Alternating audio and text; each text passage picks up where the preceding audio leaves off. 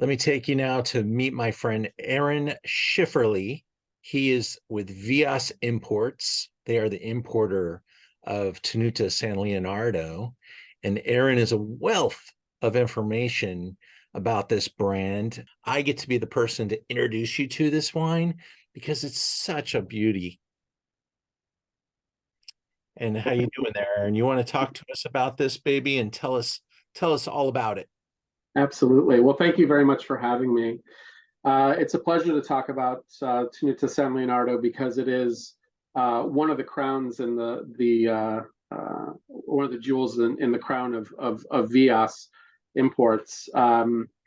This is a winery that you will find in certainly the top Italian restaurants in any major metropolitan city.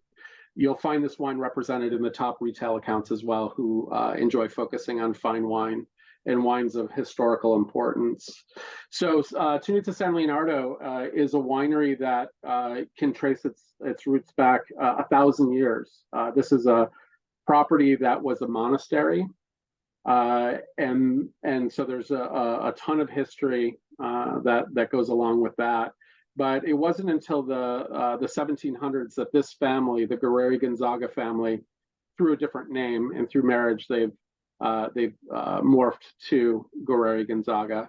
But they were the vineyard workers. They were the winemakers who really maintained the vineyards and the winery for the monastery. It was in the 1700s that they were able to purchase this from the church, and as you may know, that's an impossible feat in its own. The church doesn't need to sell anything, but if we fast forward to the 20th century, this is really where the winery starts to get going with Marchese Carlo Guerreri Gonzaga and then his son Anselmo. This is a winery that's located in Trentino, Alto Adige, but more specifically in the southern part of Trentino. It's an area that a lot of people associate with white wines because of the cool climate being in the Dolomites and the Italian Alps. And but it is in a microclimate that is actually conducive to red wine. So this is an anomaly where the winery sits. This is the winery itself. The church and the main building of the winery.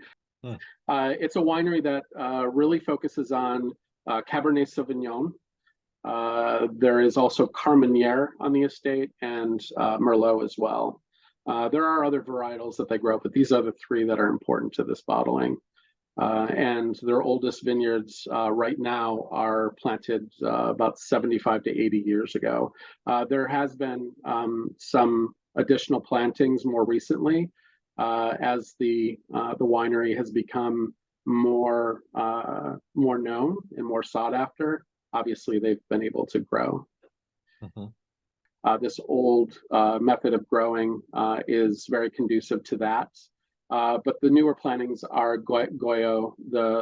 They're training on trellis is how they're training those to achieve the same thing, but a bit more efficiency as far as working the vineyards. Further on in the year, this will be completely grown over, so you can walk on. It grows out like this, right? It keeps stretching all the way across. Yes, exactly. And this is actually the fruiting zone, right? Right in here. That's correct.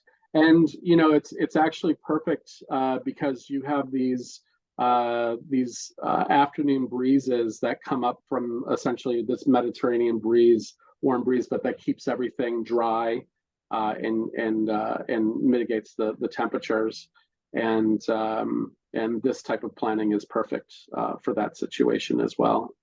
Right. So the winemaking, this is a very important piece. So Carlo Marchese, who studied oenology, he really, in the late 60s and the early 70s, this is when the big revolution of fine wine was happening all over the world. This is a conversation that you can have that was happening in Montalcino, was happening in Napa Valley, where people were turning from quantity growing to quality growing. They were starting to explore and share winemaking techniques and aging techniques that really were elevating the quality of wine. This photo is a picture of their barrel room, and as you can see, that they use all barrique French oak barrels in their vinification. They didn't the winery itself was the current winery was built in the 1950s, and the primary fermentation tanks were the old concrete, which are actually now very fashionable. So it's actually the perfect technology for what they want to do.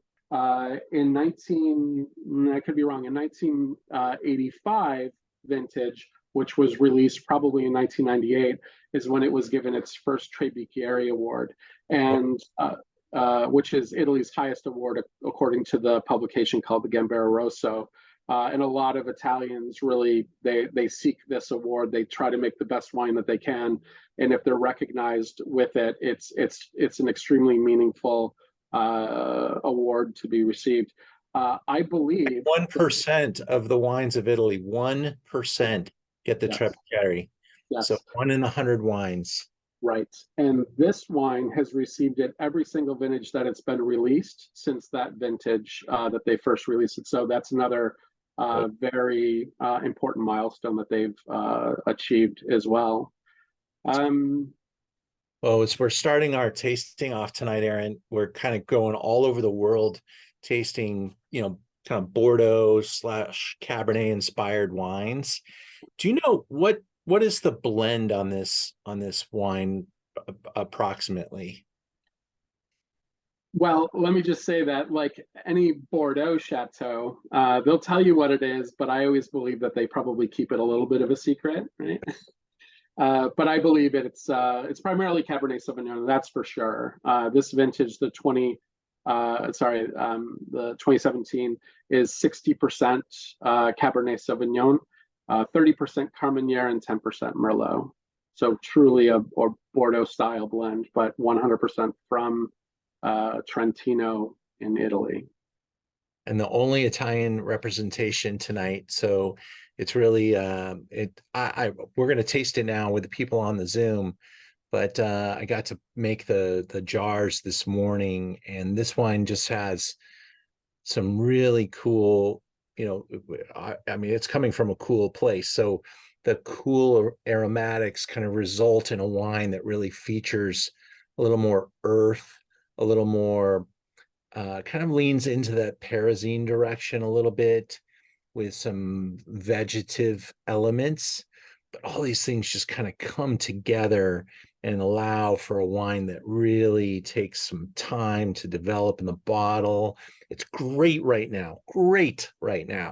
But man, the longevity on this thing, where it's going to end up, it's just will continue to elevate, and it's pretty timeless. I mean, this wine could outlive us all. It's just really beautiful, graceful, and purposeful in the way it presents itself. And I'm so stoked to have it included in this elite lineup representing the Italian effort. And thank you for giving us the time today. Well, I'm very thankful for your enthusiasm for this really wonderful producer. It's a wine that's ready to drink when it's released. It's a wine that you can put in your cellar and enjoy over the course of 20, 30 years. And really, it's a wine that's thought-provoking. It's going to make you think about. You have a good one, and we'll talk again. Thanks, you too.